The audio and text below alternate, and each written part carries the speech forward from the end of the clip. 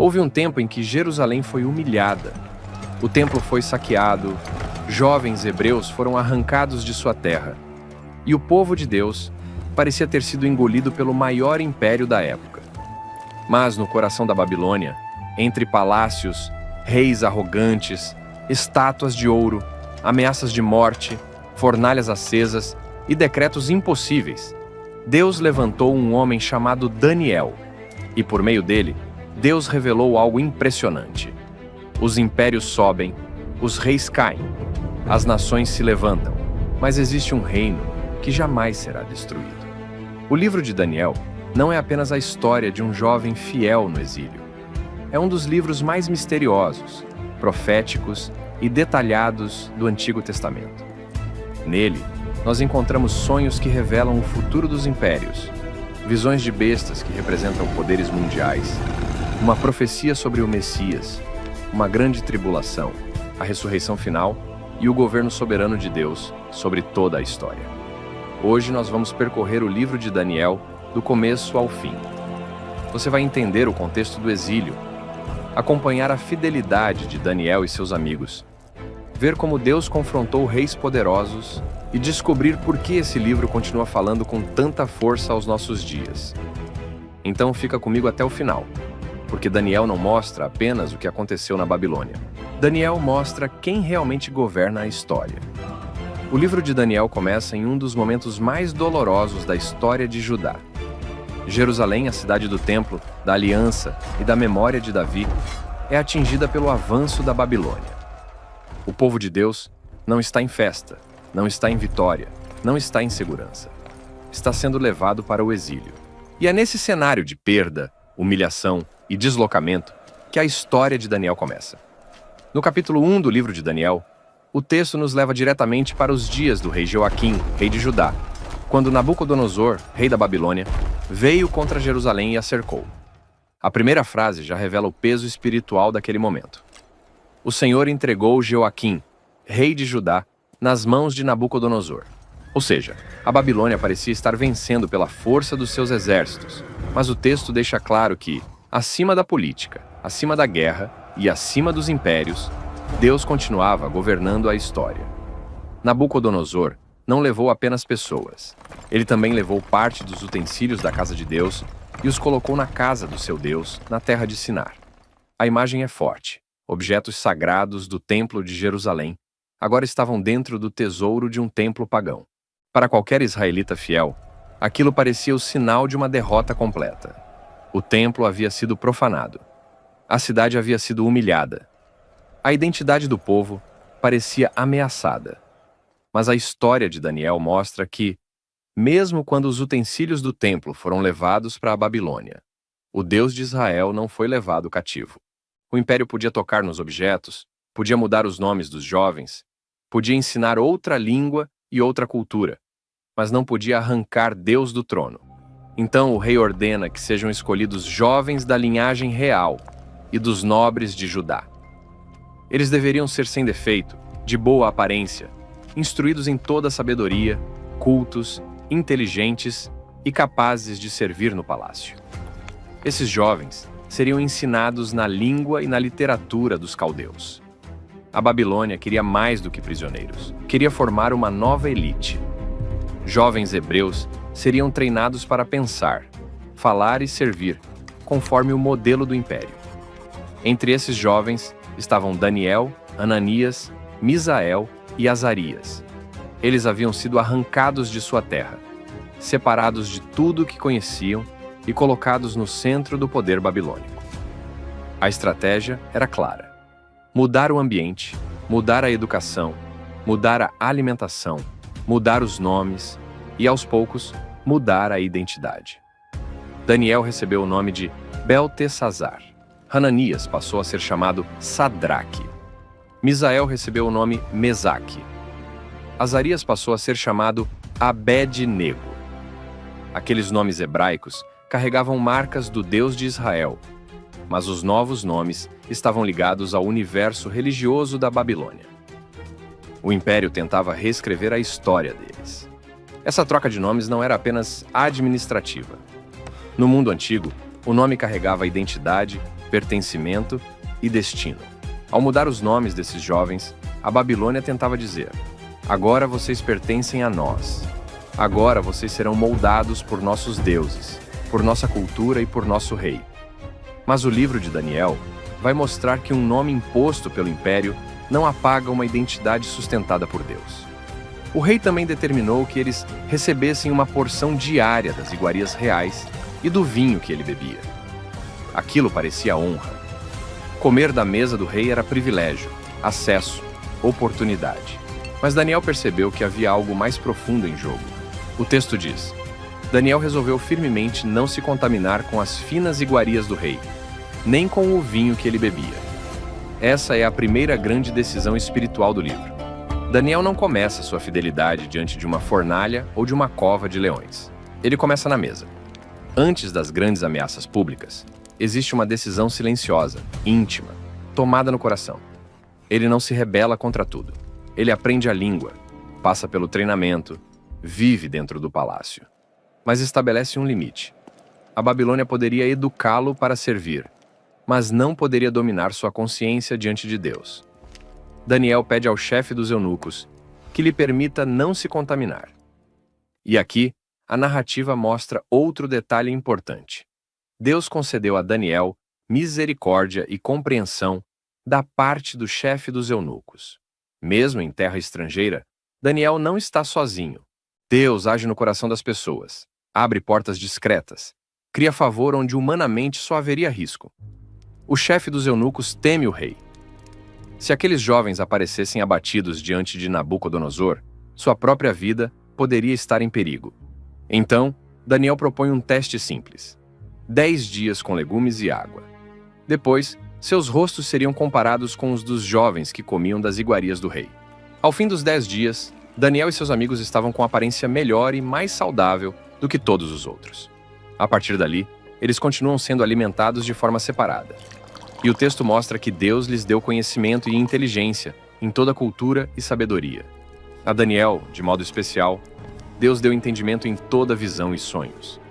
Isso prepara o caminho para tudo que virá depois. O jovem que decide não se contaminar será o mesmo que interpretará sonhos, enfrentará reis e receberá visões sobre o futuro dos impérios. Quando o tempo de preparo termina, os jovens são apresentados diante de Nabucodonosor. O rei conversa com eles, e entre todos não são encontrados outros como Daniel, Ananias, Misael e Azarias. O texto afirma que, em toda a matéria de sabedoria e inteligência sobre a qual o rei os interrogava, ele os achava 10 vezes mais doutos do que todos os magos e encantadores do seu reino. A cena final do capítulo 1 é silenciosa, mas poderosa. 4 jovens exilados, que deveriam ter sido absorvidos pelo império, agora estão de pé no palácio do maior rei da terra. Eles aprenderam a viver na Babilônia sem deixar a Babilônia governar sua alma. Serviram com excelência, mas não se renderam espiritualmente. Foram treinados pelo império, mas sustentados por Deus. E Daniel permaneceu ali até o 1º ano do rei Ciro. Essa informação aponta para algo maior. Daniel verá reis passarem, impérios se moverem e a Babilônia perder sua força. Mas sua fidelidade atravessará os anos. O capítulo 1 termina mostrando que a história não pertence a Nabucodonosor. Pertence ao Deus que preserva seus servos até mesmo no coração do império. Antes de continuarmos, eu quero te pedir algo de coração. Esse vídeo que você está assistindo não nasceu do nada. Foram horas de preparação para trazer a palavra de Deus com clareza, com respeito e com profundidade. E se isso está te ajudando, a melhor forma de você apoiar esse trabalho é bem simples. Curtir o vídeo, deixar um comentário aqui embaixo e, se aparecer para você, clica no botão Hype. Leva só alguns segundos, isso faz muita diferença. Cada curtida, cada comentário e cada apoio nesse botão faz diferença. Quando você comenta, você me mostra que esse esforço valeu a pena. E mais do que isso, você ajuda essa mensagem a alcançar mais pessoas. Porque o YouTube entende que esse conteúdo tem valor e passa a entregar para mais gente. E no caso do botão Hype, esse apoio pode dar ainda mais visibilidade ao vídeo, ajudando o conteúdo a ganhar destaque e alcançar pessoas que talvez nunca encontrariam essa mensagem sozinhas. Ou seja, com um gesto simples, você não apoia apenas o canal, mas também coopera para que a palavra de Deus chegue mais longe. Então, comenta algo do seu coração ou comente exatamente assim: a palavra de Deus é maravilhosa e fiel. Obrigado pelo seu apoio. Agora sim, voltando para o livro. A história avança para o capítulo 2 do livro de Daniel. E agora o jovem hebreu, que havia sido formado no palácio sem entregar sua consciência à Babilônia, será colocado diante de uma crise que nenhum sábio do império conseguia resolver. Nabucodonosor, rei da Babilônia, teve sonhos que perturbaram profundamente o seu espírito. O texto mostra um rei inquieto, incapaz de dormir, cercado por todo o luxo do palácio, mas dominado por uma angústia que seu poder não podia controlar. Então, ele chama magos, encantadores, feiticeiros e caldeus, aqueles homens considerados especialistas em interpretar sinais, sonhos e mistérios. Mas o rei não pede apenas uma interpretação. Ele exige algo impossível. Eles deveriam contar o sonho e também dar o seu significado. Diante daquela ordem, os sábios da Babilônia ficam encurralados. Eles dizem ao rei que revele o sonho, e então dariam a interpretação. Mas Nabucodonosor percebe a fragilidade deles. Se não podiam revelar o sonho, como poderiam garantir que a interpretação seria verdadeira? O rei ameaça despedaçá-los e transformar suas casas em ruínas, caso não cumprissem sua ordem. A tensão cresce dentro do palácio. Aquilo que começou como um sonho perturbador se transforma em sentença de morte contra todos os sábios do reino. Os caldeus respondem com uma frase que revela o limite de toda a sabedoria humana: não há mortal sobre a terra que possa revelar o que o rei exige. Eles reconhecem que aquilo ultrapassava a capacidade dos homens. Segundo eles, somente os deuses poderiam revelar tal mistério, mas esses deuses não habitavam com os mortais. E é exatamente nesse ponto que o livro prepara o contraste. Os deuses da Babilônia eram distantes e silenciosos, mas o Deus de Daniel revela o profundo e o escondido. A ordem de execução é dada.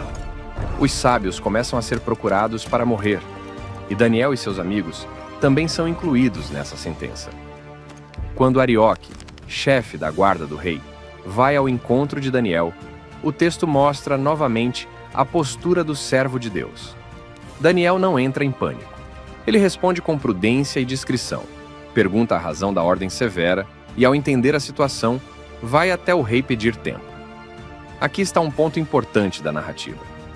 Daniel não age como alguém que domina mistérios por poder próprio. Ele sabe que não possui a resposta em si mesmo. Por isso, antes de falar ao rei, ele busca o Deus dos céus. A sabedoria de Daniel não nasce da autoconfiança, mas da dependência. Daniel reúne Hananias, Misael e Azarias e pede que eles busquem misericórdia ao Deus dos céus, para que não perecessem com os demais sábios da Babilônia. A cena muda do palácio em crise para um grupo pequeno de exilados em oração. Enquanto o império ameaça matar, os servos de Deus clamam. E durante a noite, o mistério é revelado a Daniel em visão. A primeira reação de Daniel não é correr para se promover. Ele adora. Suas palavras se tornam uma das declarações mais fortes de todo o livro. Seja bendito o nome de Deus, de eternidade a eternidade, porque dele é a sabedoria e o poder. Daniel reconhece que Deus muda tempos e estações, remove reis e estabelece reis. Ele afirma que Deus dá sabedoria aos sábios e entendimento aos inteligentes. E ainda declara que Deus revela o profundo e o escondido. Conhece o que está em trevas e com ele mora a luz. Essa oração revela o coração do livro de Daniel. O tema principal não é apenas que Deus mostra o futuro, é que Deus governa o futuro. Reis não sobem por acaso, impérios não permanecem por vontade própria. A história não está entregue ao capricho dos homens. O Deus dos céus dirige tempos, estações, tronos e reinos. Então Daniel vai até Arioque e pede que não destruam os sábios da Babilônia. Ele é levado à presença de Nabucodonosor. Diante do rei, Daniel deixa claro que nenhum sábio, encantador, mago ou adivinho poderia revelar aquele segredo. Mas então, ele pronuncia a frase que muda tudo. Há um Deus nos céus, o qual revela mistérios. Daniel começa a contar o sonho. O rei havia visto uma grande estátua, imensa e de aparência terrível. A cabeça era de ouro fino, o peito e os braços eram de prata, o ventre e as coxas eram de bronze, as pernas eram de ferro, os pés eram em parte de ferro e em parte de barro. Enquanto o rei olhava, uma pedra foi cortada sem auxílio de mãos humanas, atingiu a estátua nos pés e a despedaçou. Então o ferro, o barro, o bronze, a prata e o ouro foram reduzidos a pó, levados pelo vento como palha. Mas a pedra que feriu a estátua se tornou uma grande montanha e encheu toda a terra. Daniel interpreta o sonho diante do rei. Nabucodonosor era a cabeça de ouro, pois Deus lhe havia dado reino, poder, força e glória. Depois dele, surgiriam outros reinos, representados pela prata, pelo bronze e pelo ferro. A imagem revela uma sucessão de impérios, fortes, imponentes, violentos, mas todos passageiros. Até mesmo o reino representado pelo ferro, apesar de sua força para quebrar e esmagar, terminaria dividido, misturado com barro, forte em parte e frágil em parte. A estátua mostra os reinos humanos pela aparência de grandeza: ouro, prata, bronze e ferro. Mas a pedra mostra o reino de Deus pela sua origem. Ela é cortada sem mãos humanas. Isso significa que esse reino não nasce da política, da guerra ou da força dos homens. Ele vem de Deus e não pode ser destruído pelos impérios da terra. Então, Daniel anuncia o ponto central da visão. Nos dias destes reis, o Deus dos céus levantará um reino que não será jamais destruído. Esse reino não passará a outro povo. Ele esmiuçará e consumirá todos esses reinos, mas ele mesmo permanecerá para sempre. A pedra, que parecia pequena diante da estátua, se torna maior que todos os metais. O que vinha de Deus permanece quando tudo o que vinha dos homens desaparece. Ao ouvir isso, Nabucodonosor se prostra diante de Daniel e reconhece que o Deus dele é Deus dos deuses, Senhor dos reis e revelador de mistérios. Ainda não é uma rendição plena do coração do rei, como a história mostrará depois. Mas é um testemunho público dentro do palácio. O Deus dos exilados revelou aquilo que todos os sábios da Babilônia não puderam revelar. Daniel é engrandecido, recebe presentes, honra e autoridade sobre a província da Babilônia. E ele não se esquece dos seus amigos. A pedido de Daniel, Hananias, Misael e Azarias também recebem posições importantes na administração do império. Assim, aqueles jovens que haviam chegado como exilados agora ocupam lugares de influência dentro do próprio reino que os havia levado cativos. O capítulo 2 termina mostrando que Deus não apenas preserva seus servos na Babilônia. Ele os coloca diante de reis para anunciar que todo império humano tem prazo. Todo poder terreno tem limite. E somente o reino levantado pelo Deus dos céus permanecerá para sempre. A história segue no capítulo 3 do livro de Daniel. E agora a visão da estátua, que havia revelado a fragilidade dos impérios humanos, parece ter sido transformada por Nabucodonosor em um monumento de poder e orgulho. O rei que ouviu que somente o reino de Deus permaneceria para sempre, agora levanta uma imagem de ouro na planície de Dura, na província da Babilônia. A cena é imponente. Uma estátua enorme se ergue diante da planície. Ao redor dela são convocados sátrapas, prefeitos, governadores, conselheiros, tesoureiros, juízes, magistrados e todas as autoridades das províncias. A Babilônia reúne sua força política, militar e administrativa diante de um único símbolo. Não se trata apenas de uma cerimônia religiosa. É uma demonstração pública de submissão ao império. Então, o arauto proclama em alta voz a ordem do rei. Quando todos ouvissem o som da trombeta, do pífaro, da harpa, da cítara, do saltério, da gaita de foles e de toda espécie de música, deveriam se prostrar e adorar a imagem de ouro que Nabucodonosor levantou. E a ameaça vinha junto com a ordem. Qualquer que não se prostrar e não a adorar, será no mesmo instante lançado na fornalha de fogo ardente. O som dos instrumentos se espalha pela planície. A multidão se move como um só corpo. Autoridades de diferentes povos, línguas e nações se inclinam diante da imagem. O medo trabalha junto com a música. A adoração é exigida pela força. O império não está pedindo apenas respeito, está exigindo devoção. Mas, no meio daquela multidão curvada, 3 homens permanecem de pé. Hananias, Misael e Azarias, conhecidos na Babilônia como Sadraque, Mesaque e Abed-nego, não se prostram. Eles haviam sido treinados no palácio, haviam recebido cargos no império, conheciam a língua e os costumes da Babilônia. Mas não entregariam a adoração que pertencia somente ao Deus de Israel. A idolatria aqui não aparece apenas como culto a uma imagem. Ela aparece como um momento em que o poder humano exige de uma pessoa aquilo que pertence somente a Deus. A Babilônia aceitava que esses jovens servissem na administração, mas não aceitava que eles mantivessem uma fidelidade superior ao rei. Alguns caldeus se aproximam e acusam os judeus diante de Nabucodonosor. Eles lembram o decreto do rei, repetem a ameaça da fornalha e dizem que Sadraque, Mesaque e Abed-nego não serviam aos deuses da Babilônia, nem adoravam a imagem de ouro. A denúncia chega carregada de tensão. Aqueles homens não estavam apenas sendo desobedientes. Aos olhos do império, estavam desafiando a autoridade máxima do rei. Nabucodonosor se enche de ira e manda chamá-los. Diante dele, a pressão se torna direta.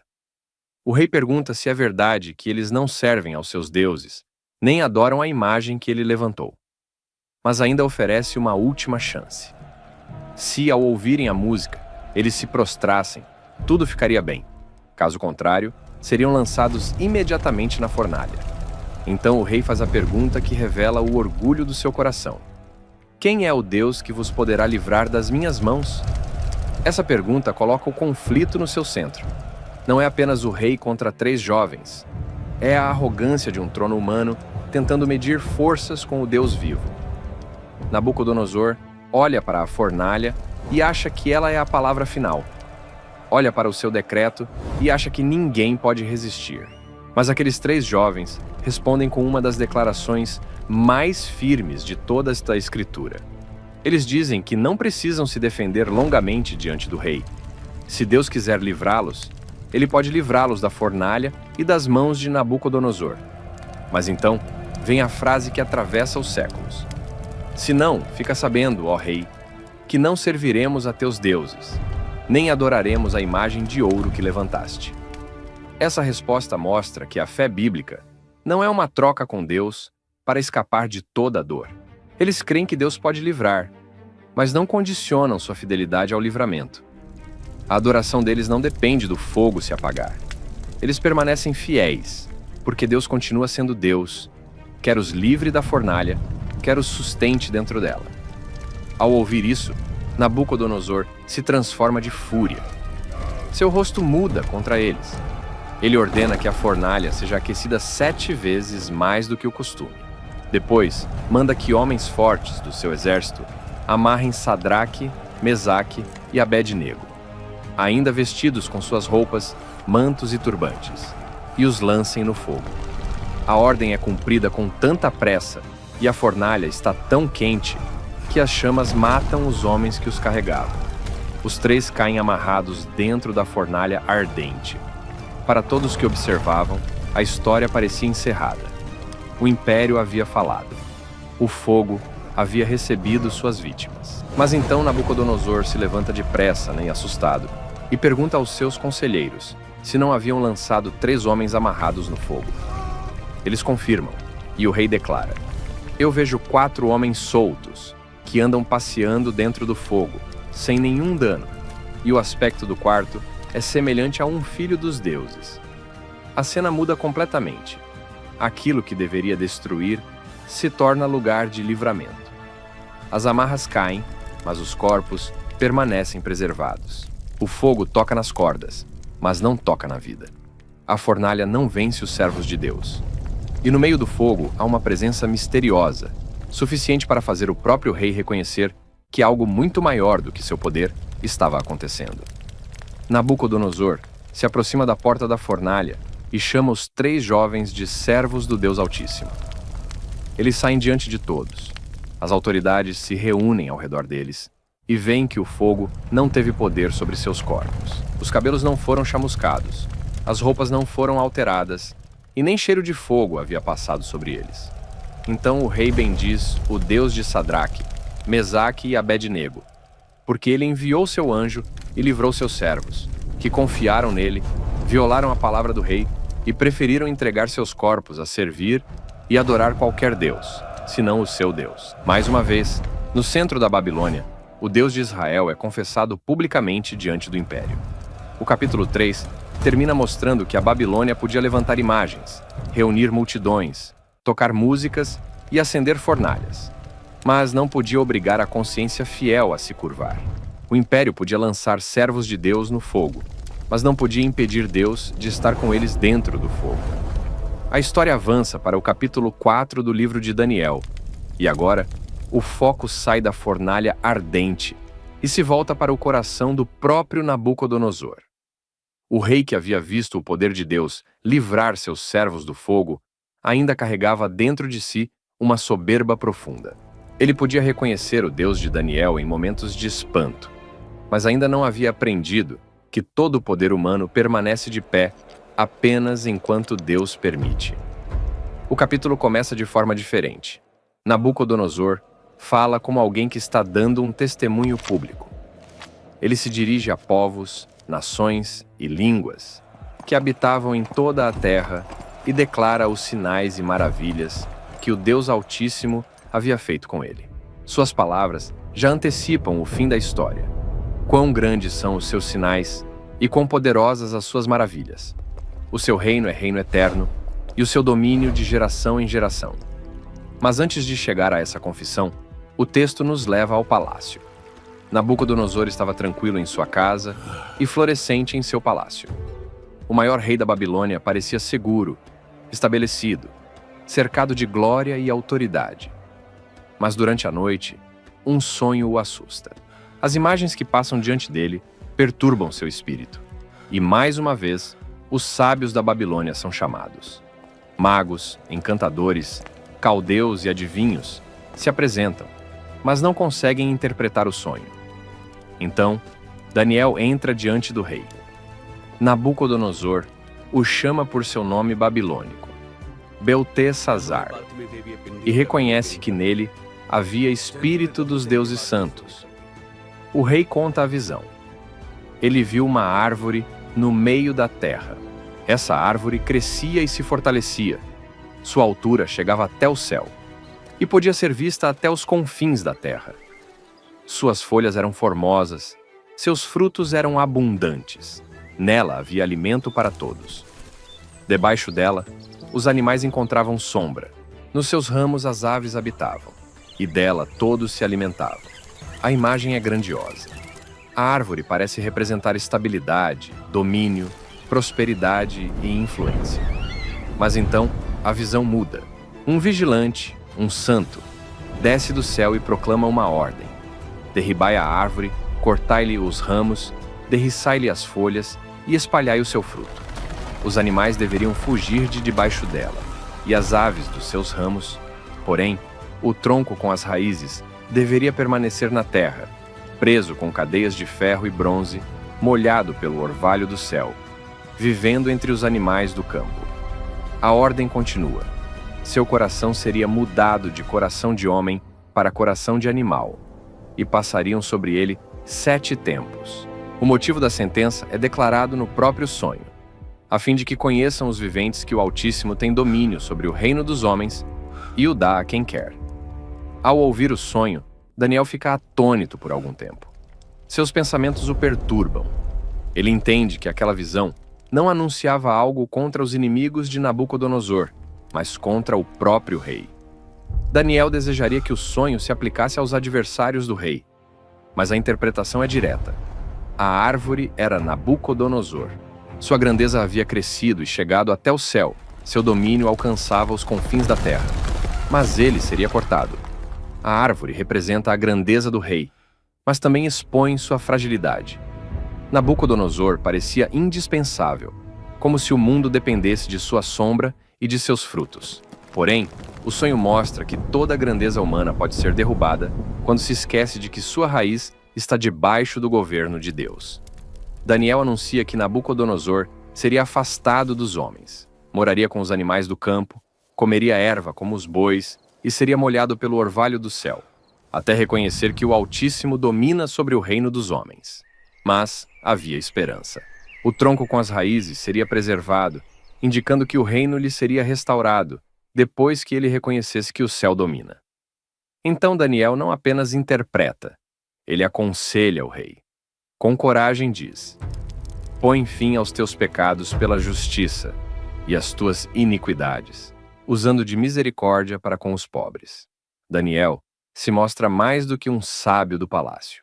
Ele é uma voz profética diante do trono, chamando o homem mais poderoso da Babilônia ao arrependimento. Por um tempo, a sentença parece suspensa. Mas 12 meses depois, Nabucodonosor passeia sobre o palácio real da Babilônia. Ele contempla a grande cidade, seus muros, seus palácios, sua riqueza, sua força. Então diz: não é esta a grande Babilônia que eu edifiquei para a casa real, com o meu grandioso poder e para a glória da minha majestade? Essa frase revela o centro do problema. O rei olha para a Babilônia, mas não enxerga Deus. Vê pedras, palácios e poder, mas não vê a mão soberana que lhe permitiu reinar. Antes que a palavra terminasse em sua boca, veio uma voz do céu declarando que o reino lhe seria tirado. Naquele mesmo momento, a sentença se cumpriu. Nabucodonosor foi afastado dos homens. Passou a comer erva como os bois. Seu corpo foi molhado pelo orvalho do céu, seus cabelos cresceram como penas de águia, e suas unhas como as das aves. O rei que se julgava acima de todos é reduzido à condição mais humilhante. Aquele que governava homens agora vive entre os animais. Mas o objetivo da disciplina não era apenas destruir, era quebrar o orgulho para restaurar a razão. Ao fim dos dias determinados, Nabucodonosor levanta os olhos ao céu. Esse gesto muda tudo. Sua razão volta e ele bendiz o Altíssimo. Ele louva e glorifica aquele que vive para sempre, reconhecendo que todos os moradores da terra são por ele reputados em nada, e segundo a sua vontade, ele opera com o exército do céu e os moradores da terra. Nabucodonosor é restaurado. Sua majestade, seu esplendor e seu reino voltam a ele. Mas agora, sua confissão é diferente. O rei que antes dizia minha Babilônia, meu poder e minha majestade, agora declara: eu, Nabucodonosor, louvo, exalto e glorifico ao Rei do céu, porque todas as suas obras são verdadeiras e os seus caminhos justos, e pode humilhar aos que andam na soberba. O capítulo 4 termina com uma das lições mais fortes do livro de Daniel. Deus não governa apenas sobre os exilados fiéis. Ele governa também sobre os reis arrogantes. Ele preserva seus servos na fornalha, mas também derruba do trono interior aqueles que se levantam em orgulho. Nabucodonosor aprendeu que a Babilônia podia ser grande, mas não era eterna. O rei podia ser poderoso, mas não era soberano. E todo homem, por mais alto que esteja, precisa reconhecer que o céu domina. A história chega ao capítulo 5 do livro de Daniel. E agora, a Babilônia aparece em outro momento. O império que no início parecia invencível começa a ser mostrado por dentro, rico, poderoso, cercado de glória, mas espiritualmente decadente. Nabucodonosor já havia aprendido, pela dor, que o Altíssimo governa sobre o reino dos homens. Mas Belsassar, que agora aparece no trono da Babilônia, ignora essa lição e transforma sua arrogância em desafio aberto contra Deus. O capítulo começa com um grande banquete. Belsassar dá uma festa para 1000 dos seus grandes, e diante deles bebe vinho. A cena é de luxo, excesso e despreocupação. Enquanto a Babilônia se entrega à celebração, o rei parece não perceber a fragilidade do seu próprio reino. As taças circulam, os nobres estão reunidos, o vinho domina o ambiente, e o palácio se torna um retrato da confiança enganosa de um império que pensa estar seguro. Então Belsazar toma uma decisão grave. Movido pelo vinho, manda trazer os utensílios de ouro e de prata que Nabucodonosor havia tirado do templo de Jerusalém. Aqueles objetos pertenciam à casa de Deus. Haviam sido separados para o serviço sagrado, mas agora são colocados nas mãos do rei, dos seus nobres, das suas mulheres e concubinas, dentro de uma festa profana. O texto mostra que eles beberam vinho nesses vasos e louvaram os deuses de ouro, de prata, de bronze, de ferro, de madeira e de pedra. A Babilônia não estava apenas festejando, estava zombando daquilo que pertencia ao Deus de Israel. O banquete se transforma em afronta.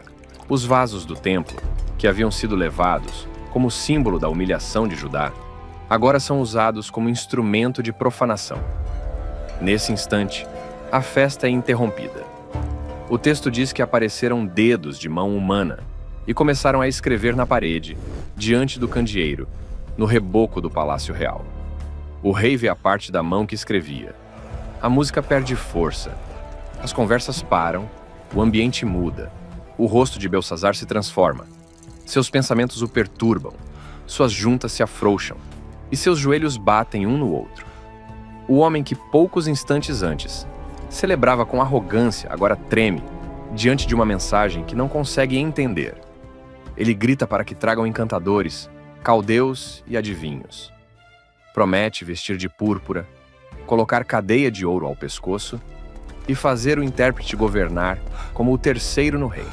Mas os sábios entram e não conseguem ler nem interpretar a escrita. A cena repete um padrão do livro de Daniel. Quando Deus revela algo decisivo, a sabedoria da Babilônia chega ao seu limite. O palácio tem poder, riqueza, especialistas e recompensas, mas não tem luz para entender a palavra do Deus vivo. A rainha ouve o alvoroço e entra na sala do banquete. Ela se lembra de Daniel, aquele homem que nos dias de Nabucodonosor havia demonstrado luz, inteligência e sabedoria excelente. Ela diz ao rei que havia nele espírito excelente, conhecimento e entendimento, interpretação de sonhos, declaração de enigmas e solução de casos difíceis. Então, Daniel é chamado. Agora há um contraste forte. Belsazar está assustado, cercado por uma festa interrompida. Daniel entra como um homem mais velho, marcado por décadas de fidelidade. Ele viu Nabucodonosor subir e ser humilhado. Viu a Babilônia em seu auge. E agora entra no salão não como alguém seduzido por presentes, mas como testemunha do Deus que pesa os reis. Belsazar oferece recompensas a Daniel, mas Daniel responde com firmeza: os teus presentes fiquem contigo, e dá os teus prêmios a outro. Mesmo assim, ele leria na escrita e daria a interpretação. Antes de explicar as palavras na parede, Daniel relembra a história de Nabucodonosor. Deus havia dado ao antigo rei grandeza, glória e majestade. Povos, nações e línguas tremiam diante dele. Mas quando seu coração se elevou e seu espírito se endureceu em soberba, ele foi derrubado do trono e sua glória lhe foi tirada. Daniel mostra então a culpa de Belsazar. Ele conhecia essa história. Sabia como Deus havia humilhado Nabucodonosor, mas não humilhou seu coração. Pelo contrário, levantou-se contra o Senhor do céu, mandou trazer os vasos da casa de Deus, bebeu vinho neles e louvou deuses que não veem, não ouvem e não sabem. Então Daniel pronuncia uma das frases mais sérias do capítulo. Ao Deus em cuja mão está a tua vida e todos os teus caminhos, a ele não glorificaste. O pecado de Belsazar não foi ignorância simples. Ele conhecia o testemunho deixado por Nabucodonosor e, mesmo assim, escolheu o orgulho. O texto mostra que rejeitar a luz recebida torna a arrogância ainda mais grave. Então, Daniel lê as palavras escritas, Mene, Mene, Tekel e Parsim, e explica o significado. Mene, Deus contou o teu reino e deu cabo dele. Tekel, foste pesado na balança e achado em falta. Pérez, o teu reino foi dividido e dado aos medos e aos persas. A mensagem é curta, mas definitiva. Deus contou, Deus pesou, Deus dividiu. O império que parecia sólido já estava sentenciado. Belsazar ainda manda vestir Daniel de púrpura, colocar cadeia de ouro em seu pescoço e proclamá-lo como terceiro no reino. Mas nenhuma honra humana poderia mudar o que Deus havia escrito na parede. Naquela mesma noite, Belsazar, rei dos caldeus, foi morto. E Dário, o medo, recebeu o reino. A queda da Babilônia acontece de forma repentina, quase silenciosa no texto, mas com um peso enorme na história do livro. O império que levou Daniel cativo agora cai diante da palavra do Deus de Israel. O capítulo 5 termina mostrando que nenhum palácio é seguro quando Deus pronuncia juízo. A Babilônia tinha muros, festas, nobres e riquezas, mas não tinha controle sobre a própria noite. O Deus que preservou Daniel no exílio também contou os dias do império. E quando a balança divina pesou Belsazar, a glória da Babilônia chegou ao fim. A história segue para o capítulo 6 do livro de Daniel, e agora o cenário mudou. A Babilônia caiu. Belsazar morreu naquela mesma noite. Um novo governo se levanta sobre o império, e Daniel, que havia atravessado décadas de exílio, palácios, reis e crises, continua de pé. Ele já não é o jovem recém-chegado de Judá. Daniel agora é um homem maduro, experiente, conhecido por sua sabedoria e marcado por uma vida inteira de fidelidade. Sob o governo de Dário, o reino é organizado com 120 sátrapas, e sobre eles são colocados 3 presidentes. Daniel estava entre esses 3, mas logo se destaca acima dos demais, porque havia nele um espírito excelente. O rei pensa em colocá-lo sobre todo o reino, e é exatamente aí que a perseguição começa. Não porque Daniel fosse corrupto, não porque administrasse mal, não porque houvesse falha em seu trabalho, pelo contrário. O texto mostra que os presidentes e sátrapas procuravam encontrar ocasião contra Daniel a respeito do reino, mas não conseguiam. Eles não podiam achar culpa alguma, porque ele era fiel, e não se achava nele nenhum erro nem culpa. Essa é uma das cenas mais fortes da vida de Daniel. Seus inimigos investigam sua conduta, sua administração, sua postura pública, sua vida no palácio. Procuram uma brecha, um escândalo, uma falha, mas não encontram nada. Então chegam a uma conclusão. Se quisessem derrubá-lo, teriam que atacar a sua fé. Eles dizem: nunca acharemos ocasião alguma contra este Daniel, se não a procurarmos contra ele na lei do seu Deus. A perseguição contra Daniel nasce justamente da sua integridade. Quando seus inimigos não conseguem acusá-lo por injustiça, tentam transformar sua devoção em crime.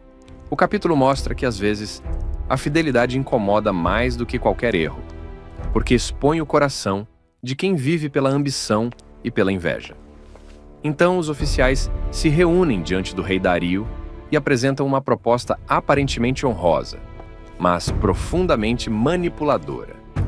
Eles sugerem que, durante 30 dias, qualquer pessoa que fizesse petição a qualquer deus ou homem, que não fosse ao rei, fosse lançada na cova dos leões. A armadilha estava escondida atrás da bajulação. O decreto parecia engrandecer Dário, mas seu verdadeiro alvo era Daniel. O rei assina o decreto. E segundo a lei dos medos e dos persas, uma vez confirmado, ele não poderia ser revogado. Agora a armadilha nele estava montada. A oração de Daniel havia sido transformada em crime. A vida de devoção que ele mantinha diante de Deus agora poderia levá-lo à morte. Quando Daniel soube que o decreto estava assinado, ele não entrou em pânico, não buscou uma saída política e não mudou sua rotina para parecer prudente aos olhos dos homens. O texto diz que ele foi para sua casa, onde as janelas do seu quarto se abriam na direção de Jerusalém. Ali, 3 vezes ao dia, ele se punha de joelhos, orava e dava graças diante do seu Deus, como costumava fazer. Essa pequena frase carrega o peso de uma vida inteira. Daniel não começou a orar por causa da ameaça. Ele já orava antes dela. Sua fidelidade não nasceu na crise. A crise apenas revelou uma fidelidade que já existia. E mesmo sabendo do decreto, ele manteve o mesmo lugar, o mesmo hábito, a mesma direção e a mesma dependência do Deus de Israel. Os homens entram juntos e encontram Daniel orando e suplicando diante de Deus. Então correm até o rei e lembram o decreto. Dário percebe tarde demais que havia sido usado. O alvo nunca foi sua honra. O alvo era Daniel. O texto mostra que o rei fica profundamente triste e procura livrá-lo até o pôr do sol. Mas os mesmos homens pressionam Dário com a lei que ele havia assinado. Nenhum decreto dos medos e dos persas poderia ser alterado. Então o rei dá a ordem. Daniel é trazido e lançado na cova dos leões. Antes disso, Dário lhe diz uma frase carregada de esperança e angústia. O teu Deus, a quem tu continuamente serves, ele te livrará. Uma pedra é colocada sobre a entrada da cova. O rei sela a pedra com seu anel e com o anel dos seus nobres, para que nada fosse mudado a respeito de Daniel. A noite cai sobre o palácio, mas Dário não consegue descansar. Ele volta para sua casa, passa a noite em jejum, não permite que tragam instrumentos de música ou distrações, e o sono foge dele. Enquanto Daniel está na cova, o rei está preso dentro da própria inquietação. A lei que deveria confirmar sua autoridade agora expõe sua fraqueza. Logo cedo, ao romper da manhã, Dário se levanta e vai depressa à cova dos leões. O texto mostra o rei correndo em angústia. Ao chegar, chama Daniel com voz triste. Daniel, servo do Deus vivo, dar-se-ia o caso que o teu Deus, a quem tu continuamente serves, tenha podido livrar-te dos leões? Então, de dentro da cova, Daniel responde. Sua voz atravessa a pedra, a noite e a sentença dos homens. Ó rei, vive eternamente.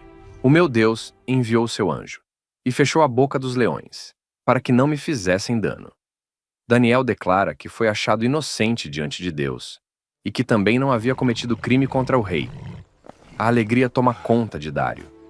Daniel é retirado da cova e nenhum dano é encontrado nele, porque havia confiado no seu Deus. A cova que deveria ser o fim da vida de Daniel se torna o lugar onde Deus confirma sua fidelidade diante de outro império. Daniel na cova dos leões não é apenas uma história sobre livramento. É uma história sobre perseverança. O mesmo Daniel que decidiu não se contaminar na juventude continuou fiel na velhice. Sua oração não foi um gesto de provocação, mas a continuidade de uma vida inteira diante de Deus. Depois disso, Dário escreve a todos os povos, nações e línguas que habitavam em toda a terra, ordenando que se tremesse e temesse diante do Deus de Daniel. Ele declara que ele é o Deus vivo e permanece para sempre. O seu reino não será destruído e o seu domínio não terá fim. Mais uma vez, o testemunho sobre o Deus de Israel sai do coração de um império estrangeiro. O capítulo 6 termina dizendo que Daniel prosperou no reinado de Dário e no reinado de Ciro, o persa. Ele atravessou Babilônia, atravessou a queda de reis, atravessou decretos, invejas e ameaças de morte. E permaneceu fiel. Com isso, a primeira grande parte do livro se encerra. Até aqui, Daniel mostrou como Deus preserva seus servos dentro dos impérios. Mas a partir de agora, o livro abre uma janela ainda mais profunda. Daniel não apenas viverá a história. Ele começará a ver em visões o rumo dos reinos, o sofrimento dos santos e o domínio final do Altíssimo. A partir daqui, o livro de Daniel muda de cenário. Depois de acompanhar Daniel nos palácios, diante de reis, decretos e ameaças de morte, agora o texto abre uma janela para aquilo que Deus revelou sobre os impérios da terra. O homem que viu Babilônia cair, que serviu no governo dos medos e persas e que permaneceu fiel até a velhice, agora contempla visões que mostram a história por trás da história. No capítulo 7 do livro de Daniel, a narrativa volta ao primeiro ano de Belsazar, rei da Babilônia. Isso significa que essa visão aconteceu antes da queda de Belsazar, narrada anteriormente. Mas o livro a apresenta agora para iniciar a grande parte profética. Daniel tem um sonho e visões em sua mente enquanto estava em sua cama. Ao acordar, ele escreve o resumo daquilo que viu. A visão começa com os 4 ventos do céu agitando o grande mar. De dentro desse mar, sobem 4 grandes animais, diferentes uns dos outros. A cena é pesada, simbólica e inquietante. O mar, agitado pelos ventos, transmite instabilidade, conflito e ameaça. E as bestas que surgem dele representam reinos que se levantam na terra. A primeira era como leão e tinha asas de águia. Daniel observa até que suas asas são arrancadas. Ela é levantada da terra e colocada sobre 2 pés como homem, e recebe coração de homem. Depois surge uma segunda besta, semelhante a um urso, levantada de um lado, com 3 costelas na boca, recebendo ordem para devorar muita carne. Em seguida aparece outra, semelhante a um leopardo, com 4 asas de ave e 4 cabeças, e domínio lhe é dado. Por fim, Daniel vê uma quarta besta, terrível, espantosa e muito forte, com grandes dentes de ferro. Ela devora, despedaça e pisa aos pés o que sobra. Era diferente de todas as anteriores, e tinha 10 chifres. No capítulo 2, os impérios apareciam como uma grande estátua, feita de metais preciosos. Ali, os reinos humanos eram vistos do ponto de vista da aparência: ouro, prata, bronze e ferro. Mas no capítulo 7, esses mesmos poderes aparecem como bestas. A visão mostra o outro lado dos impérios. Por trás da glória, existe violência, arrogância, instabilidade e opressão contra o povo de Deus. Enquanto Daniel observa os chifres da quarta besta, surge entre eles outro chifre, pequeno no início, mas que arranca 3 dos primeiros chifres. Esse chifre tinha olhos como olhos de homem e uma boca que falava com arrogância. A visão se torna mais ameaçadora. Não é apenas força bruta, é poder político unido à soberba, à blasfêmia e à perseguição.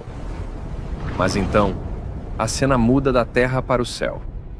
Enquanto as bestas se levantam do mar e o chifre fala com arrogância, Daniel vê tronos sendo colocados. O ancião de dias se assenta. Suas vestes são brancas como a neve, e os cabelos de sua cabeça como a lã pura. Seu trono era como chamas de fogo, e as rodas do trono como fogo ardente. Um rio de fogo saía de diante dele. Milhares de milhares o serviam, e milhões de milhões estavam diante dele. Então o tribunal se assenta, e os livros são abertos. Essa é uma das imagens mais grandiosas do livro de Daniel. Na terra, os impérios rugem, ameaçam, conquistam e esmagam. Mas no céu, o tribunal de Deus está em sessão. As bestas parecem dominar o mundo, mas não estão fora do alcance do juízo. O chifre arrogante fala, mas sua voz não é a palavra final. O poder do mal tem tempo determinado. Os reinos humanos têm limites. A história não está abandonada. Daniel continua olhando por causa das palavras arrogantes daquele chifre. Então a besta é morta, seu corpo é destruído e entregue para ser queimado. Quanto às outras bestas, o domínio lhes é tirado, embora suas vidas sejam prolongadas por um tempo determinado. O texto mostra que Deus não apenas observa a história, ele julga a história. Então vem o momento central da visão. Daniel vê, nas nuvens do céu, alguém como o Filho do Homem. Ele se aproxima do ancião de dias e é conduzido à sua presença. E a ele é dado domínio, glória e reino, para que todos os povos, nações e línguas o servissem. O texto declara: o seu domínio é domínio eterno, que não passará, e o seu reino jamais será destruído. Aqui a visão atinge seu ponto mais alto. Depois das bestas, surge uma figura humana. Depois da violência dos impérios, aparece aquele que recebe o reino de Deus. Depois dos reinos que devoram, esmagam e perseguem, aparece um domínio eterno, justo e indestrutível.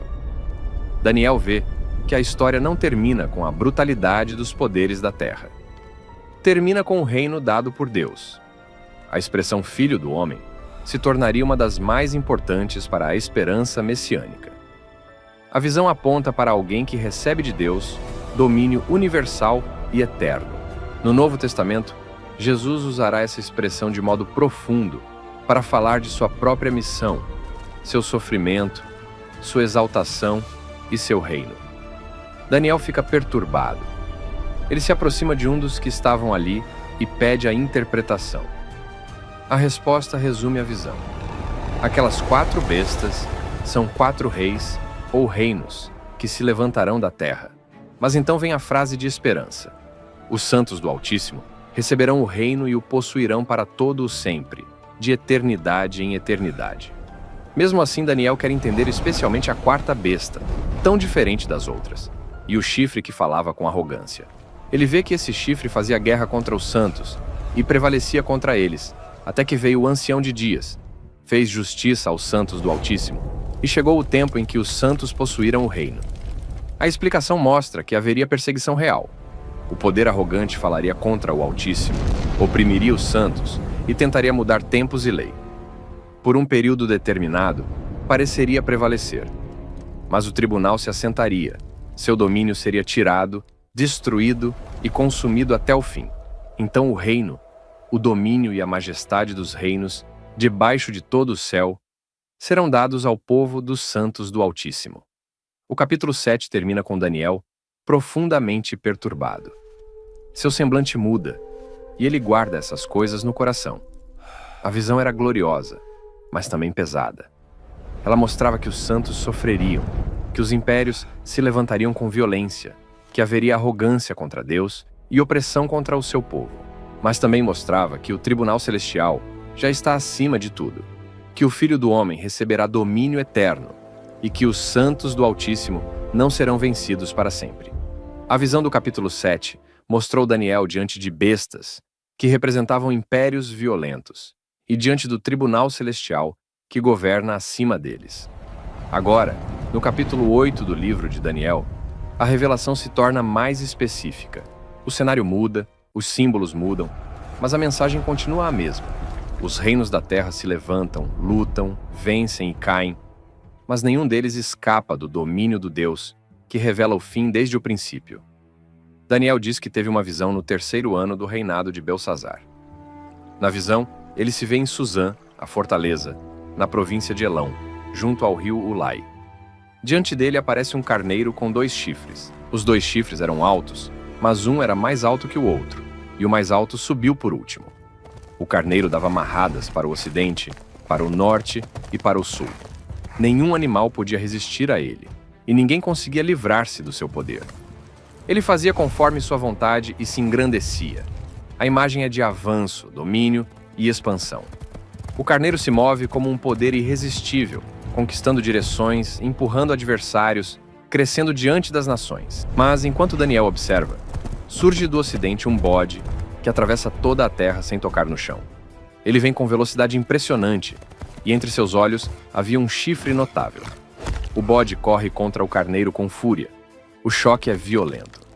Ele fere o carneiro, quebra seus 2 chifres, lança-o por terra e o pisoteia. O carneiro, que antes parecia invencível, agora não tem força para resistir.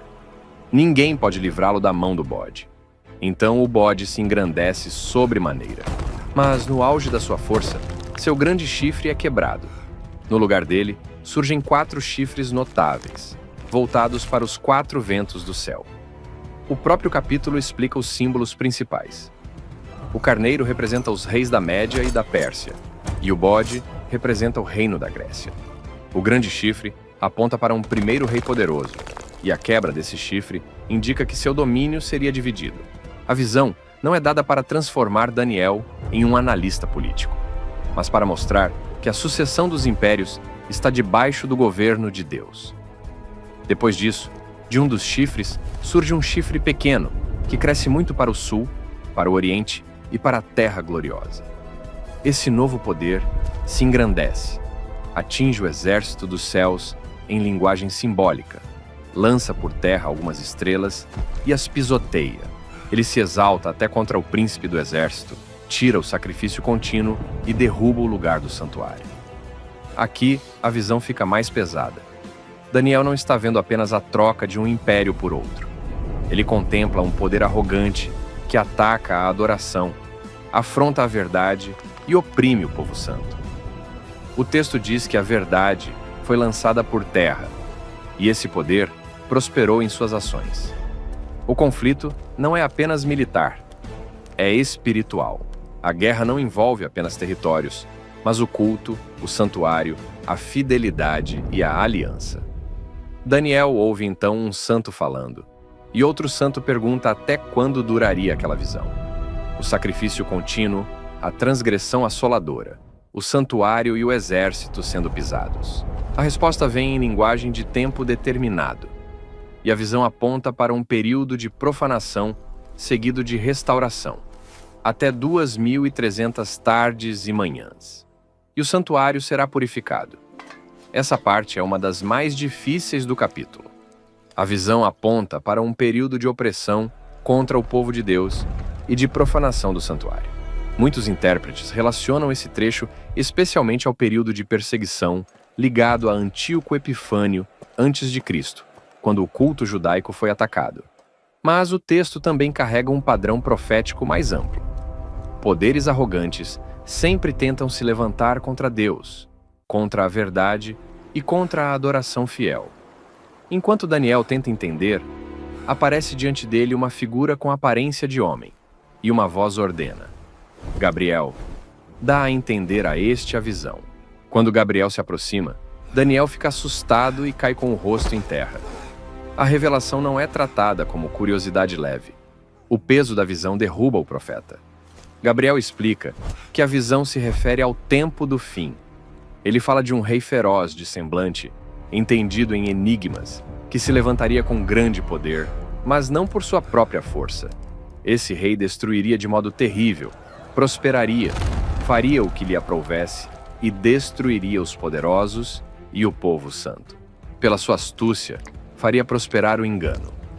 Em seu coração se engrandeceria, destruiria muitos que viviam despreocupados e se levantaria contra o príncipe dos príncipes.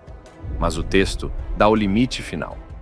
Será quebrado sem esforço de mãos humanas.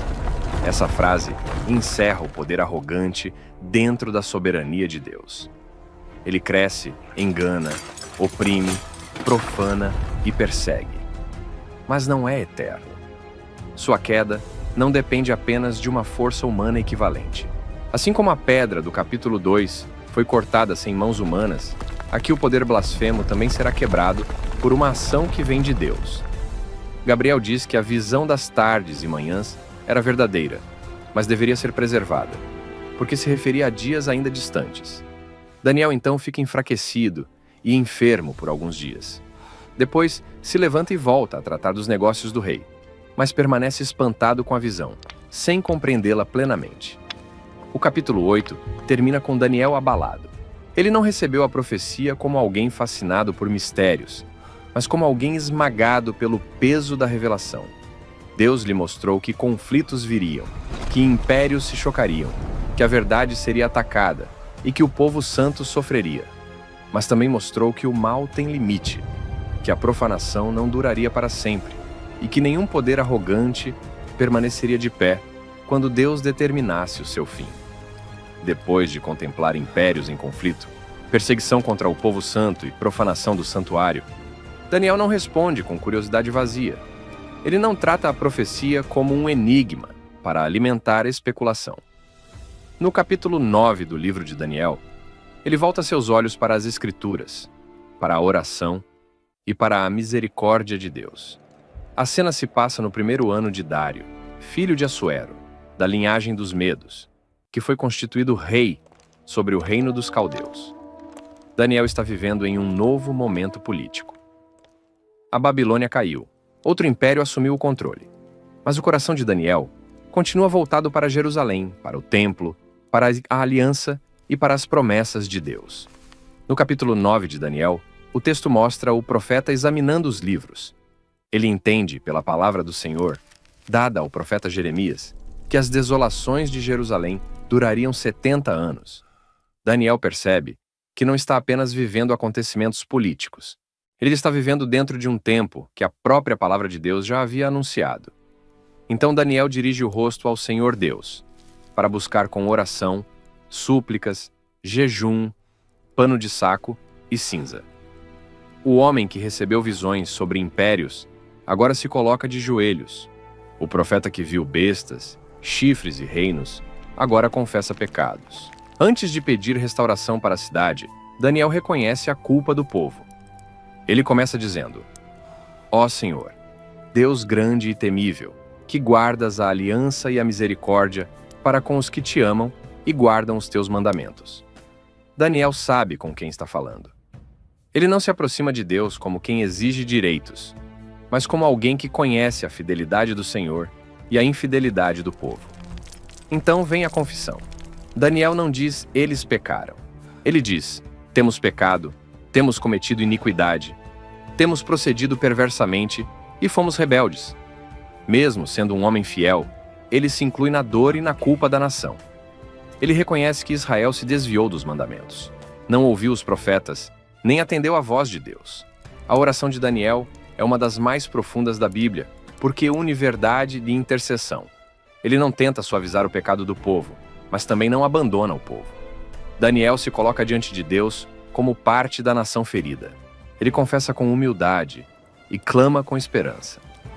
Daniel reconhece que a justiça pertence ao Senhor, mas a vergonha pertence ao povo. Jerusalém, Judá, Israel, os reis, os príncipes e os pais haviam se rebelado. A calamidade que veio sobre eles não foi acaso histórico. O exílio não foi apenas resultado da força babilônica. Daniel entende que tudo aconteceu conforme a advertência da lei de Moisés, porque o povo havia quebrado a aliança. Mas a oração não termina em culpa. Ela caminha para a misericórdia. Daniel diz: Ao Senhor nosso Deus pertencem a misericórdia e o perdão, pois nos rebelamos contra ele. Ele sabe que a esperança de Israel não está na inocência do povo, mas no caráter misericordioso de Deus. Então, a oração se volta para Jerusalém. Daniel lembra que Deus tirou seu povo do Egito com mão poderosa e fez para si um nome. Agora ele clama para que a ira do Senhor se aparte da cidade santa. Jerusalém estava desolada. O santuário estava destruído. O povo estava envergonhado entre as nações. Daniel pede que Deus faça resplandecer o rosto sobre o seu santuário assolado. O clímax da oração vem quando Daniel deixa claro que seu pedido não está baseado no mérito humano. Não lançamos as nossas súplicas perante a tua face fiados em nossas justiças, mas em tuas muitas misericórdias. E então, ele clama com urgência: Ó Senhor, ouve. Ó Senhor, perdoa. Ó Senhor, atende-nos e age. Não te retardes, por amor de ti mesmo. Enquanto Daniel ainda falava, orava e confessava o pecado do seu povo, Gabriel, aquele que ele havia visto na visão anterior, veio rapidamente até ele na hora da oferta da tarde. O céu responde à oração. Gabriel diz que no princípio das súplicas saiu a ordem, e ele veio para dar entendimento, porque Daniel era muito amado. Mas a resposta de Deus amplia o horizonte de Daniel. Daniel estava orando à luz dos 70 anos de Jeremias, pedindo restauração para Jerusalém. Gabriel, porém, fala de 70 semanas determinadas sobre o povo e sobre a santa cidade. A profecia aponta para algo maior do que o retorno do exílio. Ela fala de transgressão encerrada, pecado selado, iniquidade expiada, justiça eterna trazida, visão e profecia confirmadas, e o Santo dos Santos ungido. As 70 semanas são uma das profecias mais discutidas do Antigo Testamento. De forma simples, o texto apresenta um período determinado por Deus para tratar com o povo, a cidade santa, o pecado, a expiação e o cumprimento do plano redentor. O ponto central não é curiosidade matemática, mas a certeza de que Deus governa o calendário da redenção. Gabriel anuncia que desde a saída da ordem para restaurar e edificar Jerusalém até o ungido, o príncipe, haveria um tempo determinado. A cidade seria reconstruída, mas em tempos angustiosos. Isso mostra que a restauração não viria sem oposição, dificuldade e pressão. Jerusalém voltaria a ser erguida, mas a história ainda carregaria conflitos. Então, a profecia atinge seu ponto mais solene. Depois das 62 semanas, será morto o ungido e já não estará. Essa frase abre uma janela profunda para a esperança messiânica. Daniel não vê apenas um retorno político, nem apenas uma cidade reconstruída. Ele ouve que o ungido seria cortado, morto, rejeitado de alguma forma dentro do desenrolar do plano de Deus. A visão continua falando de destruição, guerra e desolações. Um povo de um príncipe que havia de vir destruiria a cidade e o santuário. Até o fim haveria guerra e desolações estariam determinadas. A profecia também menciona uma aliança confirmada por uma semana e, no meio dela, a cessação do sacrifício e da oferta, além da abominação que causa desolação. Esse trecho possui diferentes leituras entre intérpretes cristãos, especialmente sobre a forma exata de cumprir cada período.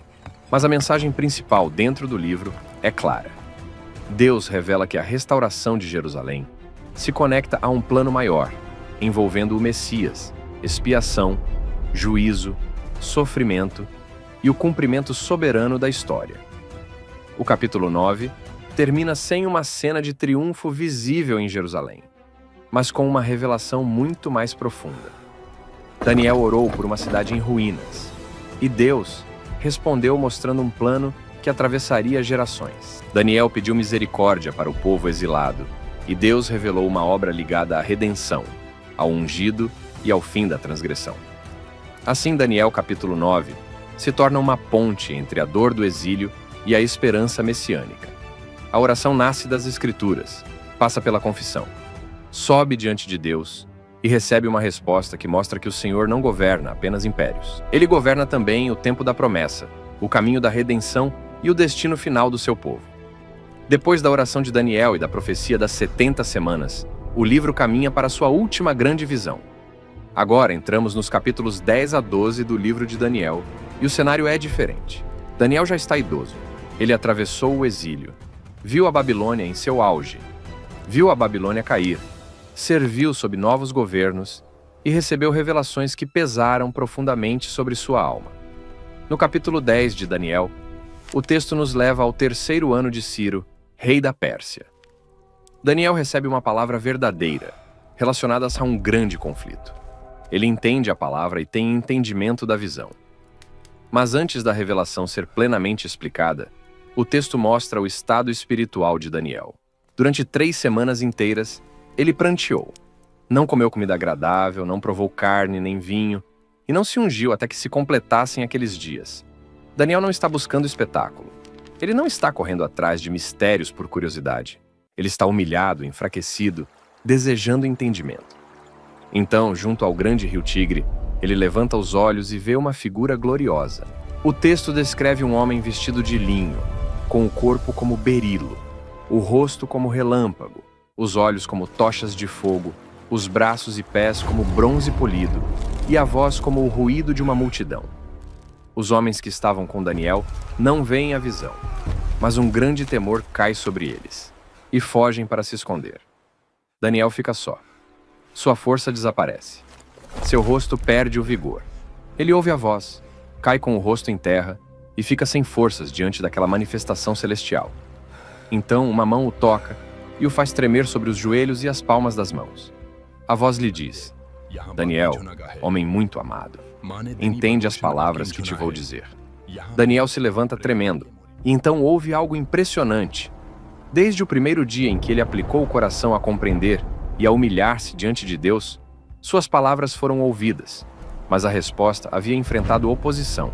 O mensageiro diz que o príncipe do reino da Pérsia lhe resistiu por 21 dias, até que Miguel, um dos primeiros príncipes, veio ajudá-lo. Agora ele vinha fazer Daniel entender o que aconteceria ao seu povo nos últimos dias. Esse trecho revela que, por trás dos conflitos visíveis entre impérios, existe também uma dimensão espiritual. Daniel não transforma isso em curiosidade fantasiosa. O texto apenas mostra que a história dos povos não é movida somente por reis, exércitos e alianças. Há uma batalha espiritual em torno dos propósitos de Deus e do destino do povo da aliança. Daniel se curva novamente, sem forças. Aquele que parecia homem toca seus lábios, e ele consegue falar. Depois é fortalecido e ouve: Não temas, homem muito amado. Paz seja contigo. Sê forte, sê forte. E Daniel, fortalecido, se prepara para receber a revelação final. No capítulo 11 de Daniel, a visão se abre como uma grande sequência de reinos, disputas, alianças e traições. Reis se levantam, poderes se enfrentam.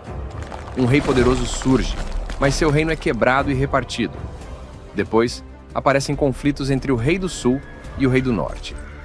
A narrativa profética mostra casamentos políticos, acordos frágeis, guerras, invasões, vitórias temporárias e quedas inesperadas.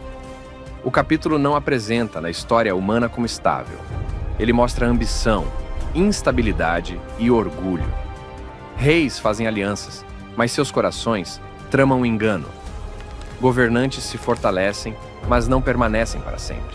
Exércitos avançam, cidades são tomadas e o poder troca de mãos. A visão é longa porque mostra em detalhes como os impérios se movem com aparente controle, enquanto permanecem debaixo de um limite que Deus já conhece. Em determinado ponto, A visão se torna mais sombria. Surge um governante desprezível, que chega ao poder por intriga, age com engano, profana o santuário, tira o sacrifício contínuo e estabelece a abominação desoladora. Ele corrompe com lisonjas os que violam a aliança. Mas o texto abre uma linha de resistência. O povo que conhece ao seu Deus se tornará forte e ativo. Mesmo assim, os sábios entre o povo sofrerão. Alguns cairão pela espada, pelo fogo, pelo cativeiro e pelo roubo, por algum tempo. Mas esse sofrimento também terá um propósito de purificação, embranquecimento e prova, até o tempo do fim, porque ainda haverá tempo determinado. A visão aponta para perseguições históricas contra o povo de Deus, especialmente ligadas à profanação do culto e à opressão dos fiéis. Muitos intérpretes veem aqui forte referência ao período de Antíoco Epifânio, antes de Cristo. Ao mesmo tempo, o texto carrega um padrão maior. Poderes arrogantes se levantam contra Deus, contra a verdade e contra os santos, mas jamais ultrapassam o tempo determinado pelo Senhor. A visão continua mostrando um rei que se exalta sobre todo Deus, fala coisas terríveis contra o Deus dos deuses e prospera até que se cumpra a indignação. Ele honra o poder, busca domínio, distribui terras e se envolve em conflitos até seu fim. Mas o texto é claro. Apesar de sua arrogância, chegará ao seu fim, e não haverá quem o socorra. Então, o capítulo 12 abre o fechamento teológico do livro. Naquele tempo, Miguel, o grande príncipe que protege os filhos do povo de Daniel, se levantará. Haverá um tempo de angústia, como nunca houve desde que existem nações até aquele tempo. Mas nesse mesmo cenário de tribulação, vem a promessa. Naquele tempo, será salvo o teu povo, todo aquele que for achado inscrito no livro. A visão agora ultrapassa impérios e guerras. Ela chega à esperança final. Daniel ouve que muitos dos que dormem no pó da terra ressuscitarão, uns para a vida eterna e outros para a vergonha e horror eterno. E os sábios resplandecerão como o fulgor do firmamento, e os que conduzirem muitos à justiça, como as estrelas, sempre e eternamente. Essa é uma das declarações mais claras do Antigo Testamento sobre ressurreição. Daniel não termina apenas com a queda de reinos, nem apenas com a derrota de um opressor. Termina com Deus vencendo até a morte. O sofrimento do povo santo não terá a última palavra. A perseguição não terá a última palavra. Os impérios não terão a última palavra. O Deus que governa a história também chamará os mortos para comparecerem diante dele. Daniel recebe a ordem de encerrar as palavras e selar o livro até o tempo do fim. Ele ainda pergunta sobre o desfecho dessas coisas, porque nem tudo lhe é revelado com detalhes completos. A resposta mostra que muitos seriam purificados, embranquecidos e provados, mas os perversos procederiam perversamente. Os sábios, porém, entenderiam. No fim, Daniel ouve uma palavra pessoal. Tu, porém, segue o teu caminho até o fim, pois descansarás e, ao fim dos dias, te levantarás para receber a tua herança. Essa frase encerra a vida do profeta com uma esperança serena. Daniel não precisa controlar todos os detalhes do futuro. Ele deve seguir fiel até o fim, descansar e aguardar a ressurreição. Assim termina o livro. Daniel começou como um jovem exilado, levado para o coração da Babilônia. Viu reis se levantarem e caírem. Viu sonhos, estátuas, fornalhas, banquetes, inscrições na parede, covas de leões e visões de impérios. Mas, acima de tudo, Daniel viu que o Altíssimo governa. A Babilônia caiu, a Pérsia se levantou, outros reinos viriam. O povo sofreria. A verdade seria atacada. Mas o reino de Deus não seria destruído. O Filho do Homem receberia domínio eterno. Os santos seriam preservados. E no fim, até os que dormem no pó da terra seriam chamados à vida. Assim chegamos ao fim da nossa jornada pelo livro de Daniel. Se você chegou até aqui, eu quero te convidar a marcar este momento, não apenas como alguém que assistiu a um estudo bíblico, mas como alguém que entendeu uma mensagem profunda de Deus para a sua vida. Comente aqui embaixo como um testemunho sincero do que o Senhor falou ao seu coração. Escreva assim: eu entendi a mensagem de Daniel. O Deus do céu continua reinando sobre a minha história. Esse comentário não é apenas uma frase. É uma declaração de fé. É a confissão de quem entendeu que os impérios passam, os reis caem, as circunstâncias mudam, mas Deus permanece no trono. Daniel começou como um jovem exilado, longe de Jerusalém, cercado por uma cultura que tentava apagar sua identidade. Mas ele permaneceu fiel. Ele não se contaminou na mesa do rei, não se curvou diante da estátua, não abandonou sua oração e não perdeu a esperança diante das visões mais difíceis. E eu te pergunto, o que mais falou com você ao longo desse livro? Foi a coragem de Daniel em permanecer fiel dentro da Babilônia? Foi a firmeza de Sadraque, Mesaque e Abednego diante da fornalha? Foi a queda do orgulho de Nabucodonosor? Foi a escrita na parede mostrando que Deus pesa os reinos e os homens? Foi Daniel na cova dos leões, provando que uma vida de oração sustenta alguém até a velhice? Ou foram as visões proféticas mostrando que, mesmo quando os impérios parecem dominar, o reino de Deus jamais será destruído? Compartilhe nos comentários aquilo que Deus falou com você. Quando você testemunha, você fortalece sua fé e também encoraja outras pessoas que talvez estejam vivendo sua própria Babilônia, cercadas por pressão, medo, perdas, tentações e incertezas. O livro de Daniel nos ensina que fidelidade não é apenas uma decisão de um dia.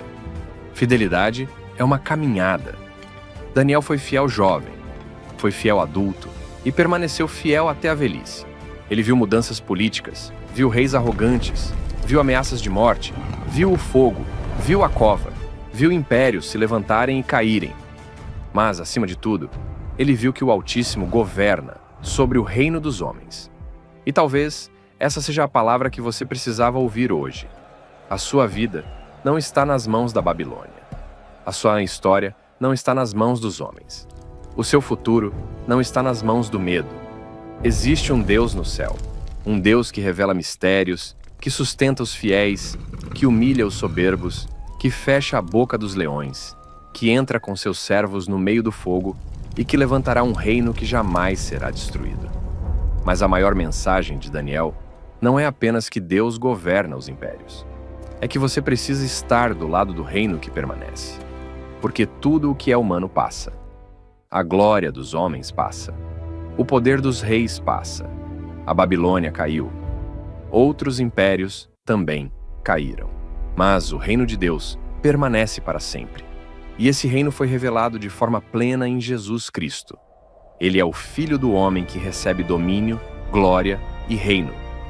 Ele é aquele diante de quem povos, nações e línguas se dobrarão. Ele é o Salvador que veio ao mundo, morreu pelos nossos pecados, ressuscitou ao terceiro dia e chama homens e mulheres a saírem das trevas para a luz, da escravidão do pecado para a vida com Deus. Então, se você ainda não entregou sua vida a Jesus, este é o momento. Não trate essa mensagem como apenas mais um vídeo. Deus pode estar falando com você agora. Reconheça que você precisa de salvação. Reconheça que seus pecados não podem ser apagados por esforço humano. Creia em Jesus Cristo como Senhor e Salvador. Entregue sua vida a Ele com sinceridade. Se esse é o desejo do seu coração, ore comigo. Senhor Deus, eu reconheço que preciso de Ti. Eu reconheço que pequei e que não posso salvar a mim mesmo. Hoje eu creio que Jesus Cristo é o Filho de Deus, que morreu pelos meus pecados e ressuscitou para me dar vida. Eu entrego minha história, minha alma e meu futuro em Tuas mãos. Perdoa os meus pecados, transforma o meu coração e me ensina a viver com fidelidade, como Daniel viveu, mesmo em meio a uma geração confusa. Eu quero pertencer ao Teu reino, o reino que jamais será destruído. Em nome de Jesus, amém. Se você fez essa oração com sinceridade, escreva nos comentários: eu entrego minha vida ao reino que jamais será destruído. Isso não é para exposição. É um testemunho de fé. Um primeiro passo público de quem decidiu confiar sua vida ao Senhor. Que essa jornada pelo livro de Daniel não termine aqui, apenas como conhecimento bíblico. Que ela se transforme em discernimento, coragem, oração e fidelidade.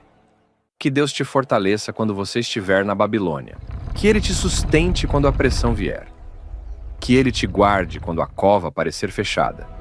E que você nunca se esqueça: acima dos reis da terra, acima dos impérios da história, acima das lutas da sua vida, o Deus do céu continua reinando.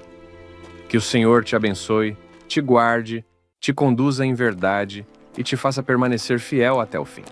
E até o próximo vídeo, se Deus permitir.